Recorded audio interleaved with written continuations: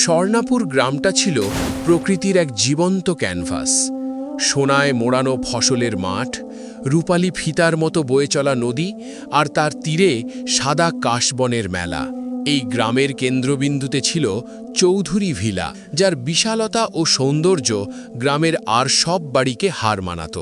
এই বাড়ির মালিক জনাব আশফাক চৌধুরী ছিলেন গ্রামের সবচেয়ে প্রভাবশালী এবং ধনী ব্যক্তি। তার একমাত্র কন্যা ফাতেমা জান্নাত ছিল তার চোখের মণি। ফাতেমার বয়স যখন মাত্র ৮, তখন এক আকস্মিক অসুস্থতায় তার মা রাবেয়া বেগম ইহলোক ত্যাগ করেন। মায়ের মৃত্যু ছোট্ট ফাতেমার পৃথিবীটাকে এক মুহূর্তে বিবর্ণ করে দেয়। যে মেয়েটি সারাদিন প্রজাপতির মতো বাড়ি মাতিয়ে রাখত, সে হঠাৎ করেই নীরব হয়ে গেল। তার জগৎ সীমাবদ্ধ হয়ে গেল ঘরের এক কোণে, যেখানে সে ঘন্টার পর ঘন্টা মায়ের কথা কল্পনা করে বসে থাকত। মেয়ের এই পাথর হয়ে যাওয়া অবস্থা দেখে বাবা আশফাক চৌধুরীর বুকটা দুমড়ে মুচড়ে যেত।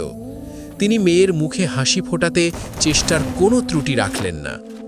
দেশ বিদেশ থেকে দামি খেলনা, সুন্দর পোশাক এনে মেয়ের ঘর ভরিয়ে দিলেন, কিন্তু ফাতেমার ঠোঁটের কোণে এক চিলতে হাসিও ফুটল না।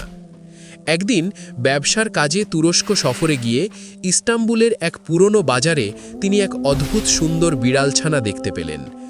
ধবধবে সাদা তার রং, যেন বরফ দিয়ে গড়া, তুলোর বলের মতো নরম শরীর আর পান্নার মতো সবুজ দুটো চোখ।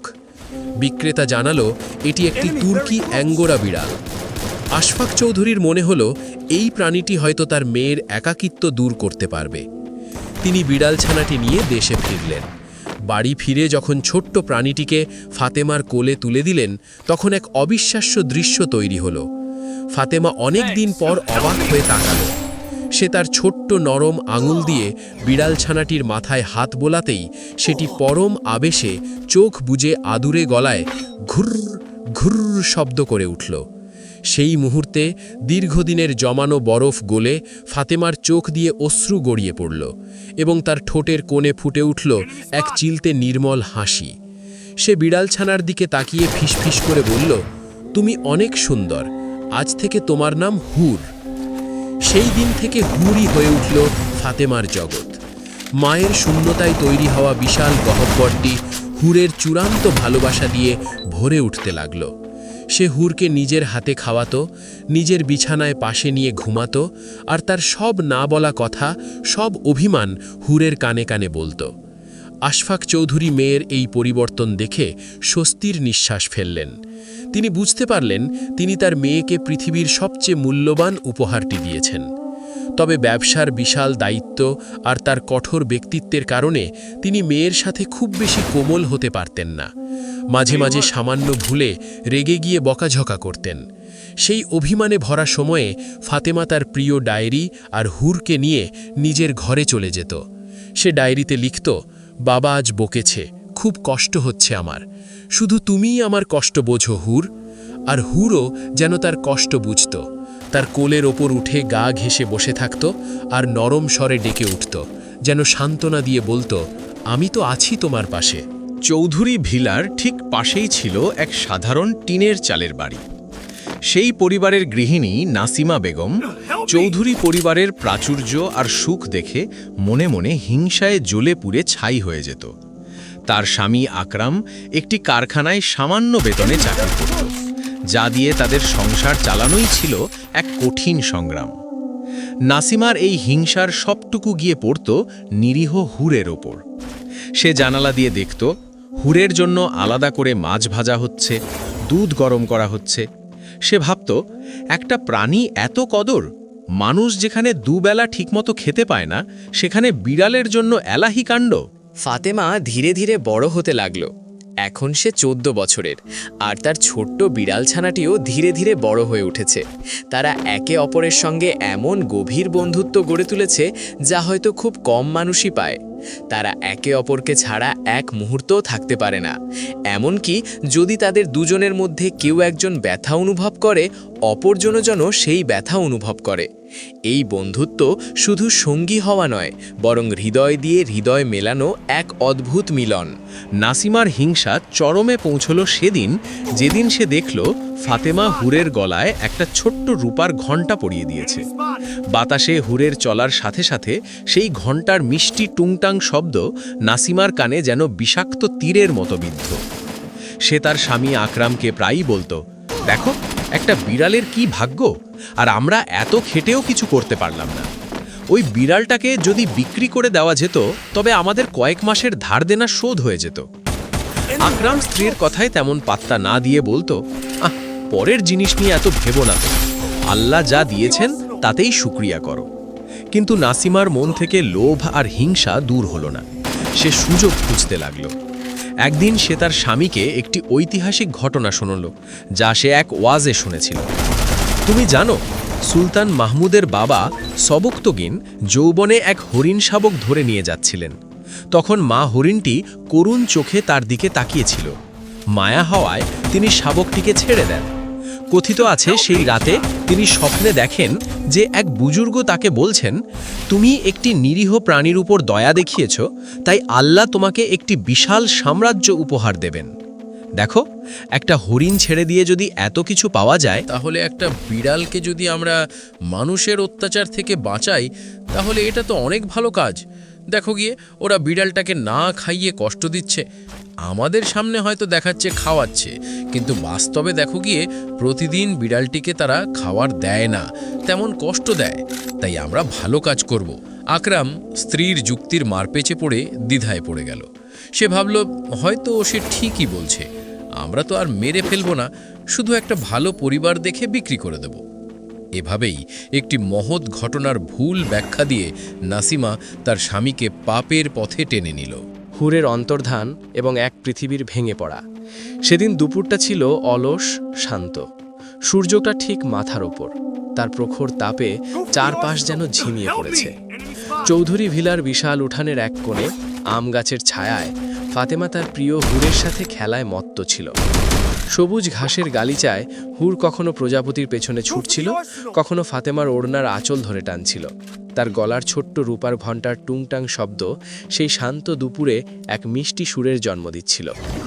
খেলতে খেলতে হুর যেন কিছুটা ক্লান্ত হয়ে পড়ল। সে দৌড়ে গিয়ে উঠানের কোণে থাকা রঙ্গন ফুলের ঘন ঝোপের আড়ালে ঢুকে পড়ল। জায়গাটা ছিল তার খুব প্রিয়, ঠান্ডা, ছায়ামর আর নিরাপদ। সেখানে সে নরম ঘাসের ওপর অলসভাবে গা এলিয়ে দিয়ে চোখ বুজল। ফাতেমা তার এই আলসেমি দেখে মুচকি হাসল। সে ভাবল, হুর যখন বিশ্রাম নিচ্ছে, এই ফাঁকে সে তার প্রিয় ইসলামিক গল্পের বইটা থেকে কয়েক পাতা পড়ে নিতে পারে। বইটি ছিল উসমানীয় খলিফাদের বীরত্বের কাহিনীতে ভরা। সে হুরের দিকে তাকিয়ে আদুরে গলায় বলল, তুমি একটু জিরিয়ে নাও, আমি এখনই আসছি, এবং ধীর পায়ে ঘরের দিকে পা বাড়ালো। কিন্তু ফাতেমা জানত না, এই শান্ত দুপুরের আড়ালে একজোড়া হিংস্র চোখ শকুনের মতো তাদের লক্ষ্য করছে। প্রাচীরের ওপাশে নিজেদের বাড়ির জীর্ণ জানালা দিয়ে নাসিমা প্রতিটি মুহূর্ত দেখছিল। ফাতেমা ঘরে প্রবেশ করার সাথে সাথেই সে বুঝল এটাই সুযোগ। তার হৃৎপিণ্ড উত্তেজনায় ধক ধক করে উঠল। সে দ্রুত তার স্বামী আকরামকে ইশারায় ডাকল, যে তখন বারান্দায় বসে হতাশ মুখে ভাগ্যের কথা ভাবছিল। নাসিমা ফিসফিস করে বলল, এখনই সময়, যাও বাইরে পাহারা দাও, কেউ যেন না আসে।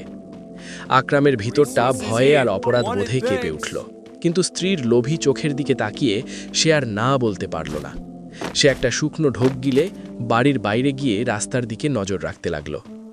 এদিকে নাসিমা শাড়ির আঁচলে মুখ ঢেকে চোরের মতো পা ফেলে চৌধুরী ভিলার পেছনের ছোট গেটটার দিকে এগিয়ে গেল। গেটটা প্রায় খোলাই থাকত। সে সন্তর্বনে ভেতরে ঢুকল। তার প্রতিটি পদক্ষেপ ছিল নিঃশব্দ, কিন্তু তার ভিতরের ধকধক শব্দ যেন সে নিজেই শুনতে পাচ্ছিল। সে সরাসরি রঙ্গন ফুলের ঝোপের দিকে এগিয়ে গেল। ঝোপের আড়ালে হুর তখন গভীর ঘুমে অচেতন। তার ধবধবে সাদা শরীরটা সবুজ ঘাসের ওপর যেন এক টুকরো মেঘ। নাসিমা এক মুহূর্তও দেরি করল না। সে নিচু হয়ে দুই হাতে খপ করে ঘুমন্ত হুরকে ধরে ফেলল এবং সাথে সাথে নিজের পুরনো ময়লা চাদরের নিচে লুকিয়ে ফেলল। আকস্মিক এই আক্রমণে হুর ভয় পেয়ে মিয়াও করে তীব্র চিৎকার করার আগেই নাসিমা তার এক হাত দিয়ে হুরের মুখ চেপে ধরল। হুরের ছোট্ট শরীরটা ভয়ে আর আতঙ্কে থরথর করে কাঁপছে। 2125 সাল। রাহাত স্কুলে যাওয়ার জন্য রেডি হচ্ছে। খুব চিন্তায় আছে সে, কারণ মায়ের কাছে শুনছে দুদিন পর তাকে মেয়ে পক্ষ দেখতে আসবে। লেখাপড়া আর নাও হতে পারে তার। আইপ্যাডটা হাতে নিয়ে স্কুলে যাওয়ার জন্য বাড়ি থেকে বের হলো সে। তখনই তার দাদুর কথা মনে পড়ে গেল। তার দাদু তাকে বলেছিল একসময় এই আইপ্যাড নাকি অন্যরকম ছিল, সেটা নাকি ব্যাটারি ছাড়াও ব্যবহার করা যেত, সেটাকে সবাই আদর করে বই বলতো। কিন্তু কালের বিবর্তনে বইয়ের সেই জায়গা দখল করে নিয়েছে আইপ্যাড।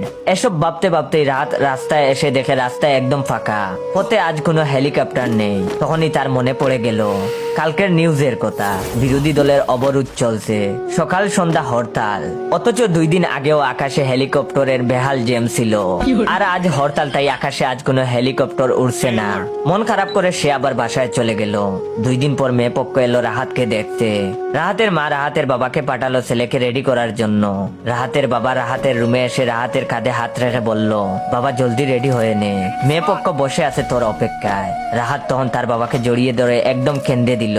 কেঁদে কেঁদে বলল, বাবা এ বিয়ে আমি করব না, আমি লেখাপড়া করতে চাই, আমি নিজের পায়ে দাঁড়াতে চাই। কিন্তু তার বাবা তাকে সান্ত্বনা দিয়ে বলল, কি করবি বাবা বল, অবলা পুরুষ হয়ে জন্মালে জীবনে কিছুই নিজের ইচ্ছাতে হয় না, সংসারের সবকিছু তো তোর মা সামলায়, তার বিরুদ্ধে আমি কি কিছু বলতে পারবো? পুরুষের কোনো বল নেই এই সমাজে, তুই তাড়াতাড়ি রেডি হয়ে নে, লক্ষ্মী বাপ আমার। কথাগুলো বলেই রাহাতের বাবা রুম থেকে চলে গেলেন। রাহাত কেন্দে কেন্দে বালিশ ভিজাতে লাগলো। কত আশা ছিল তার জীবনে অনেক লেখাপড়া করবে, নিজের পায়ে দাঁড়াবে, কিন্তু সমাজের নিয়ম এমন হয়ে গেছে যে অবলা পুরুষদের ইচ্ছার কোনো মূল্য নেই। সাবালক না হতেই চলে যেতে হবে শাশুড়ির বাড়ি। তখন রাহাতের তার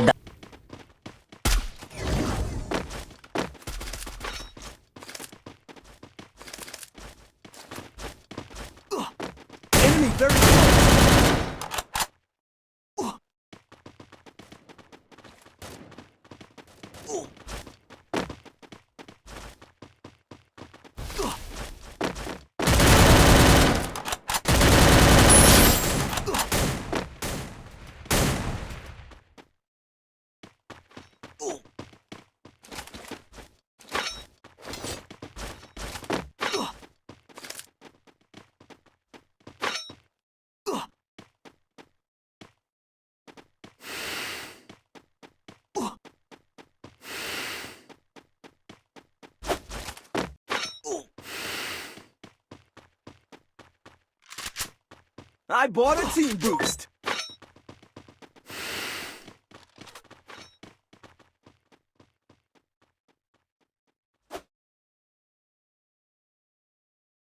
Enemy spot.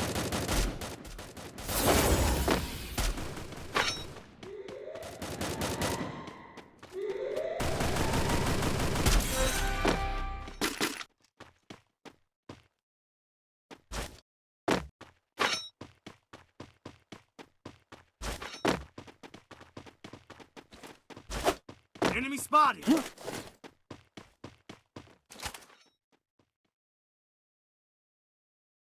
Enemy spotted!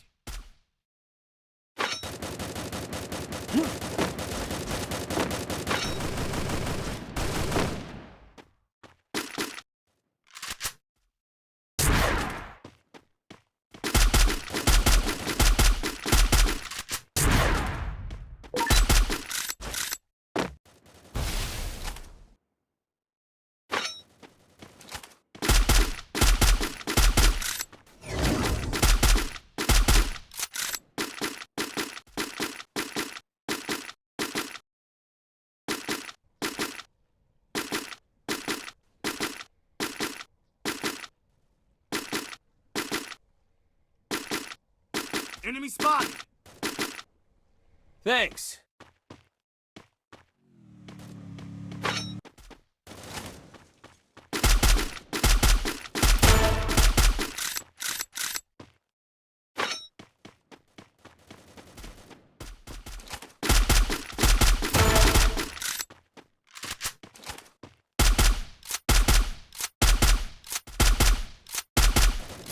Enemy spotted!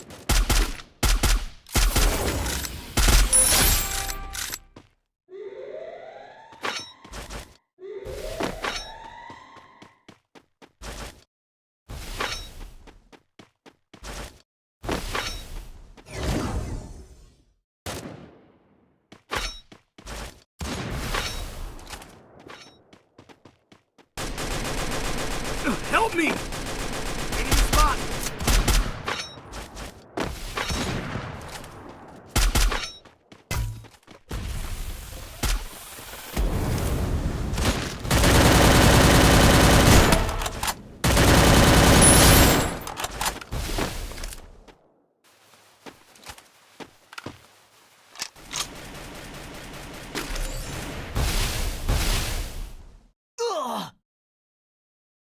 Thanks.